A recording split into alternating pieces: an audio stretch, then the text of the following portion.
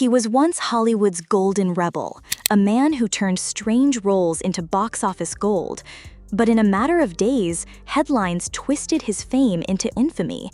Scandal became his shadow, dragging his career to the edge of collapse. I don't have much further need for Hollywood myself. I don't know how you guys feel, but yeah, I think it's a very strange, funny time where everybody would love to be able to be themselves, but they can't because they must fall in line with the person in front of them. You want to live that kind of life? I wish you the best. I'll be on the other side somewhere, you know. The world watched as his private life became global entertainment, and one of cinema's most trusted stars nearly vanished. This is not gossip, it's the untold story of how scandal almost destroyed Johnny Depp. This isn't a fan letter or a smash piece, it's a map of collapse and comeback. From private arguments to courtroom drama, every leaked photo and clipped audio widened the fracture between image and reality. Studios watched the headlines, fans picked sides, and deals froze. In the middle of that chaos, the truth blurred with spectacle. Stay close, we'll trace the moments that turned a trusted star into a public controversy, and why it mattered. He built his career on risk and mystery, a shape-shifting actor who turned eccentricity into a signature and danger into currency. Johnny Depp began as a TV heartthrob, but he refused the safety of typecasting. Instead, he gravitated toward directors who loved oddity, most famously Tim Burton, whose gothic touch amplified Depp's ability to be both vulnerable and otherworldly. With Edward Scissorhands, he became a walking paradox, sympathetic, strange, unforgettable. With Captain Jack Sparrow, he reinvented the pirate archetype, blending physical comedy, improvisation, and unpredictability into a performance that became a global phenomenon. Depp's choices were never conventional.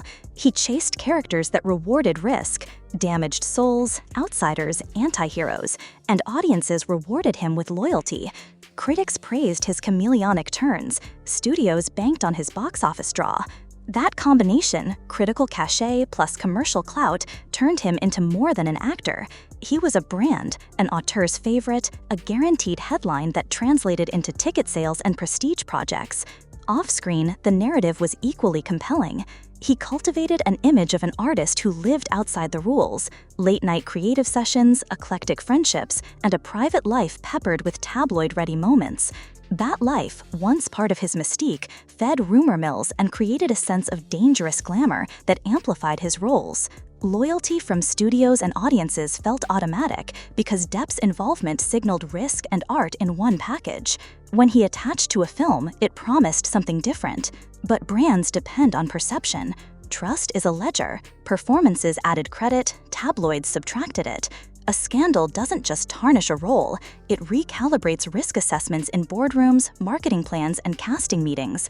For someone whose persona was woven into every press photo and interview, a hit to image meant more than lost endorsements. It threatened the currency that bought him creative freedom. Before the scandal, Johnny Depp wasn't simply an actor, he was an institution of oddness, a rare creative force whose choices felt daring and essential. It changed now. In the mid-2010s, the story shifted from rumor to rupture.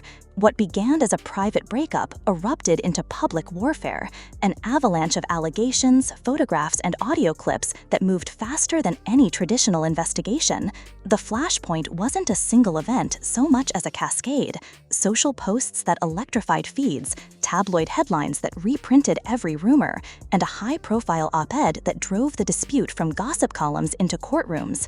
Suddenly, private pain was public spectacle, and every slip, every angry text, every late-night photo felt like a piece of evidence to an audience hungry for certainty. Media framing played the prodigal role. Outlets chose angles, pundits offered verdicts, and social media distilled complexity into hashtags and hot takes. In an attention economy, nuance doesn't win, clarity does, so people picked sides. For many viewers, the story stopped being about contradictory testimony and became about identity, the artist they loved or the person they feared. That binary simplified a legal thicket into a cultural football, kicked back and forth across platforms and into living rooms. Legally, the flashpoint produced ripple effects. Initial civil suits and defamation claims began to intersect with criminal allegations in the public imagination, even where official charges were absent. One notable court battle overseas produced a ruling that raised eyebrows and headlines, proof to some that the courts could validate the narrative circulating online. To studios and brands, legal losses, even narrow ones, read as risk indicators. Contracts that once prized star power slowly acquired new clauses, morality checks, reputational risk reviews, and exit strategies. Deals went from likely to on hold with alarming speed. But the damage wasn't only transactional. Reputation is social capital. When it erodes, so does the informal network that fuels creative work. Producers who once courted controversy as a selling point began to hedge. Casting directors who had lauded a performer's unpredictability now asked different questions. Is the controversy worth the headlines? Publicists doubled down on damage control, while agents fielded calls from studios wanting to know how markets would react. The whispered calculus, ticket sales versus brand safety, tilted toward caution. The social dimension amplified this shift. Fan communities splintered, not merely into supporters and detractors, but into active armies that amplified every new snippet of media. Clips from private conversations surfaced, audio excerpts were shared without context, and each leak carried the power to reignite the debate. This constant re-exposure prevented the story from cooling. Instead of a short news cycle, it became a slow, festering saga. Yet amid the noise, there were moments of contradiction that complicated the narrative. Loyal admirers mounted defenses and organized showings. Colleagues offered guarded praise. Independent commentators warned against social media's rush to judgment. These countercurrents revealed the deeper truth of the flashpoint. It was never solely about evidence or legal merits. It was a collision between law, media, and culture, where each domain told a different story about what had happened, and where the final arbiter was not always the courtroom, but the collective will of an audience believing it had witnessed the whole truth. By 2022, the dispute had shifted from headlines to a courtroom that the world could watch. Televised clips, live streams, and endless social snippets turned testimony into water-cooler drama, every moment ripe for clipping, captioning, and taking out of context. Witnesses described bruises, messages, and chaotic encounters. Experts parsed timelines. Audio excerpts circulated like evidence in an online tribunal. The trial did more than decide legal questions. It trained a global audience to weigh scraps of media and form instant moral judgment. In the courtroom itself, the tone swung between the mundane and the theatrical. Dry legal exchanges sat beside raw, emotional testimony. One moment, a forensics expert explained timelines. The next, a witness recounted a private argument in vivid detail. For jurors, that mix demanded both technical focus and human empathy. For the public, it offered sound bites that fit neatly into a chosen narrative. The result was a verdict culture. People judged based on clips and headlines, not the full record. When the jury returned, their decision answered some legal claims and left others unresolved. They awarded damages to Depp on key defamation claims, while a narrower counterclaim by the other side also succeeded. Legally, both parties gained and lost. Practically, the ruling reshaped reputations, and the settlement that followed closed legal chapters but left cultural wounds open. The trial's media fallout was immediate. Memes, hot takes, and pundit panels exploded across platforms. Supporters streamed courtroom footage and organized public shows of solidarity. Opponents amplified evidence they felt proved wrongdoing. The polarized response hardened divisions and made reconciliation harder.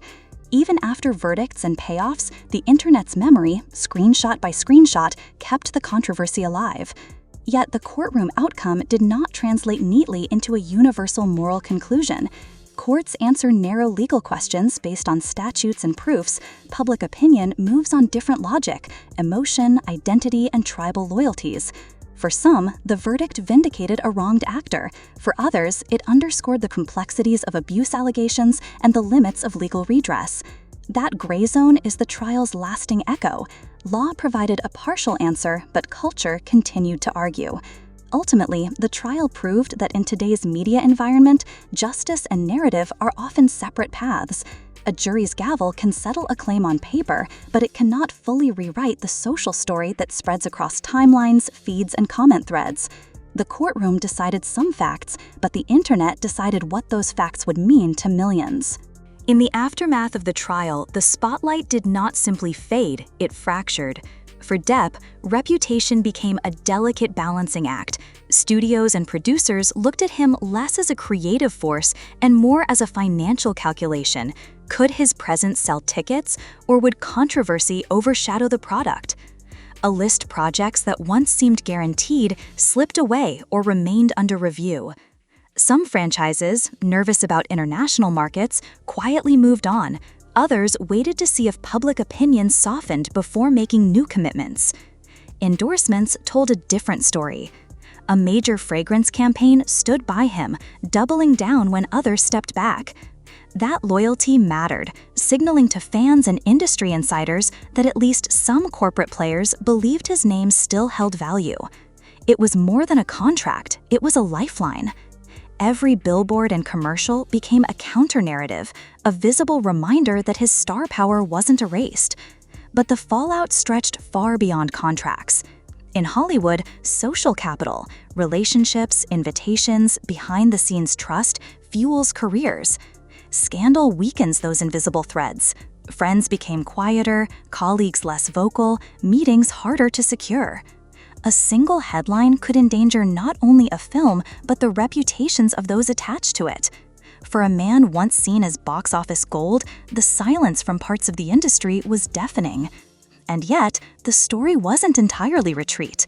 Fans, many fiercely loyal, showed up outside courtrooms, flooded social platforms, and organized campaigns in his defense.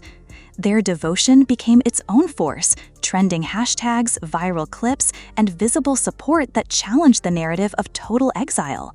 Hollywood noticed. Executives pay attention not only to critics, but to the volume of an audience. In Depp's case, that audience refused to vanish. This period became a paradox: professional exile on one side, passionate public backing on the other. Work dried up, but his cultural presence intensified. The fallout proved one brutal truth of modern fame.